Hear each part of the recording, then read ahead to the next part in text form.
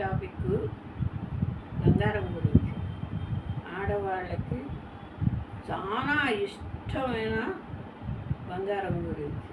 అక్షయ తృతీయ వెళ్ళిపోయింది, కానీ కొంతమందికి సంతృప్తిగా ఉంటుంది, కొంతమందికి అసంతృప్తిగా ఉంటుంది. బంగారం అనేది చాలా విలువైనది. ఆ బంగారం ఉంటే ఎంత విలువ ఉంటుందో మనిషికి ప్రతి ఆడవాళ్ళకి తెలుస్తుంది. వాళ్ళకి వీళ్ళకి కాదు, ఎంత సింపుల్గా ఉండాలనుకున్న వాళ్ళకి కూడా బంగారం విలువ తెలుస్తుంది. కాబట్టి బంగారం మనకి ఆడపిల్లలు ఉంటే చిన్నప్పటి నుంచినే మనం వాళ్ళకి ఏర్పరచాలి అనే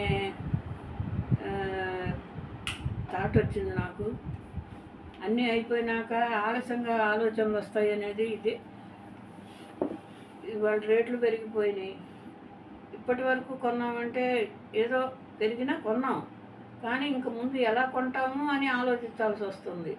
కాబట్టి ఇప్పుడు చిన్నపిల్లలు ఉన్న తల్లిదండ్రులు పిల్లలకి బంగారం కోసం నెల నెల మీరు బ్యాంకులో వేసి ఎప్పుడు తక్కువ ఉంటే అప్పుడు కొని దాచిపెట్టుకోండి. ఒక్కసారి కొనాలంటే కొనలేము.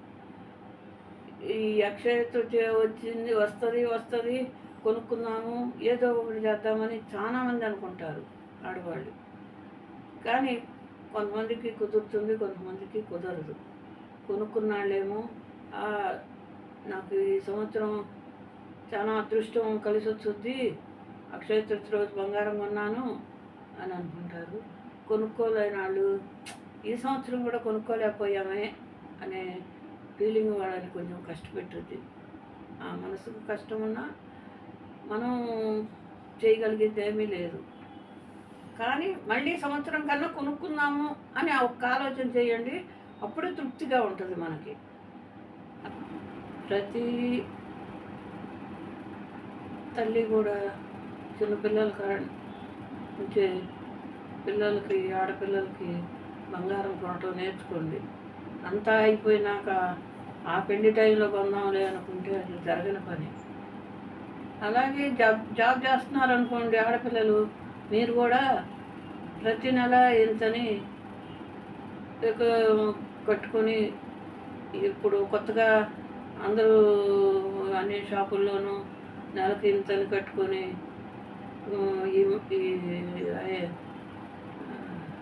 అదే మన ఈఎంఐలు కట్టుకొని అలా కొనుక్కుంటున్నారు. కాబట్టి మీరు కూడా కొంచెం జాగ్రత్త పడండి. ఇప్పుడు ఆడపిల్ల పెళ్ళికి మనం బంగారం కొనలేమని ఇబ్బంది పడుతున్నప్పుడు అంటారు, అమ్మ వద్దులే, ఏముందిలే బంగారం, తర్వాత చేత అయినప్పుడు మేము కొనుక్కుంటాము, ఇప్పుడు మీరేం బాధపడొద్దు అని అంటారు.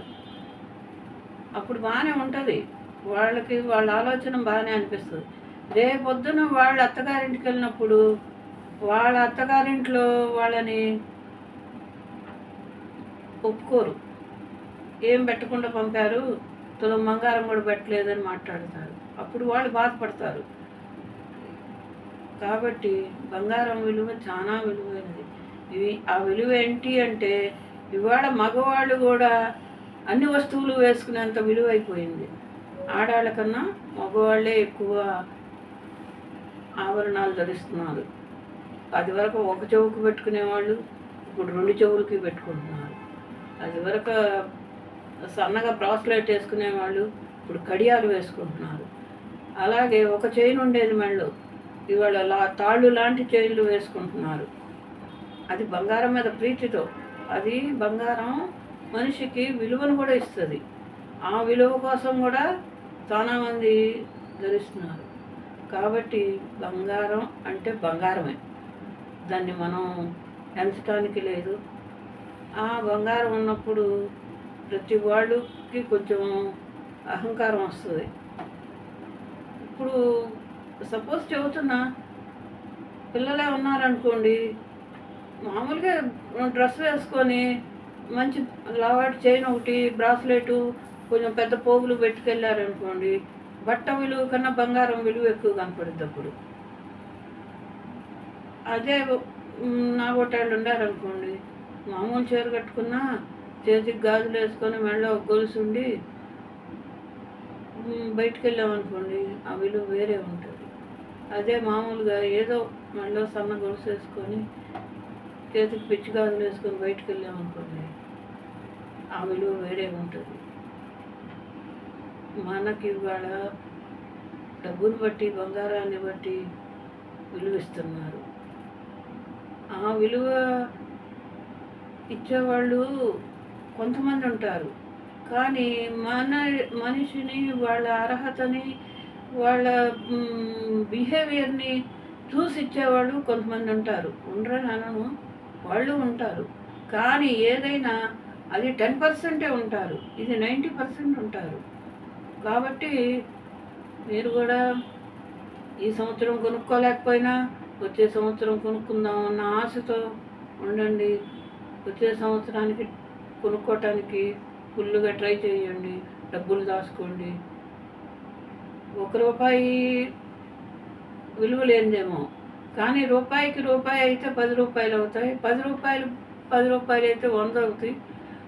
అట్టాగా 10 అయితే 1000 అవుతాయి. అదే అక్కడ వరకు కష్టం. ఆ 10,000ని లక్ష చేయటం వరకే కష్టం అవుతుంది. ఆ తర్వాత లక్ష అయినాక డబ్బులు మనం పోగు చేయక్కర్లా. డబ్బులు వాటంతట అవే పోగు అవుతాయి. అలాగే లక్షలు అవుతాయి. కోటికి వచ్చేసరికి కోటి పోగు చేయటం కష్టం అనుకుంటాం. ఆ కోటి వచ్చినాక కోట్లు ఆటంతట అవే వస్తాయి. కాబట్టి ఫస్ట్ మీరు కూడా రూపాయిని పొదుపు చేయండి, జాగ్రత్త చేయండి. వచ్చే సంవత్సరం అక్షయ తృతీయకి బంగారం కొనుక్కోవాలని ఆశిస్తున్నాను. అదేవిధంగా నేను కూడా కొనుక్కోవాలి అని అనుకుంటున్నాను. నా చెప్పిన విధానం మీకు నచ్చినట్టయితే లైక్ చేయండి. ఏదన్నా నచ్చలేదు చెప్పాలి అనుకుంటే కామెంట్ చేయండి. మీరు ఈ విషయం గురించి నేను చెప్పిన దానికి ఫీల్ అవ్వద్దు, ఎందుకంటే ఆ ఫీలింగ్ నాకు కూడా ఉంటుంది కాబట్టి చెబుతున్నాను. ఓకే.